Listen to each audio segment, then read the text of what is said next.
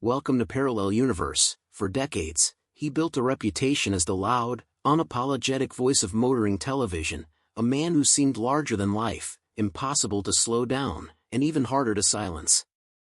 Fast cars, sharp humor, controversy, and confidence defined his public image.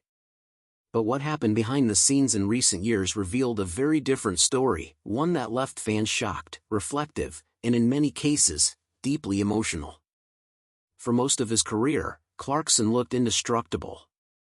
He pushed limits on screen, mocked danger, and lived as if consequences were optional. Yet life has a way of catching up, even with the strongest personalities. As he moved into his 60s, the cracks began to show, not dramatically at first, but in small, human ways. The energy was still there, the wits still razor-sharp, but there was also fatigue, reflection, and something else, vulnerability. Then came the moment that truly shook people. Clarkson revealed serious health concerns that forced him to confront his own mortality, something the public had never seen him do before. Suddenly, the man who once laughed at everything was speaking candidly about fear, hospitals, and the realization that time is not endless. For many fans who had grown up watching him roar across deserts and racetracks, this was almost surreal. Heroes aren't supposed to slow down. They aren't supposed to sound fragile. What made it even more emotional was the honesty.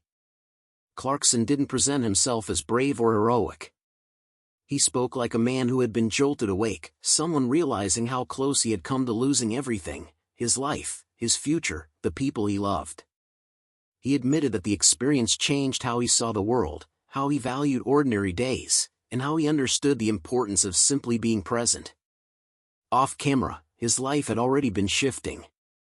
Moving to the countryside, focusing on farming, and stepping away from the relentless speed of his earlier years revealed a quieter side that audiences hadn't fully noticed before. The loud studio laughter was replaced by muddy boots, early mornings, and the unpredictable rhythm of nature. It wasn't glamorous, but it was real, and strangely, it suited him. Fans began to see not just a presenter, but a man navigating aging, responsibility, and the passage of time like everyone else. The humor remained, but now it carried a softer edge, as if each joke acknowledged that life isn't infinite. For someone who built a career on excess and bravado, this shift felt deeply human and unexpectedly moving. Perhaps what truly left people in tears wasn't tragedy, but recognition. Clarkson's story became a mirror reflecting something universal, the moment when you realize you're no longer invincible. The moment when the future feels shorter than the past. And the moment when priorities quietly rearrange themselves without asking permission.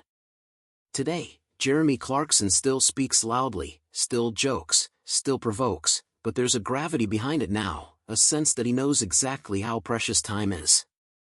The speed hasn't vanished, it's simply been replaced by perspective. And maybe that's the real story.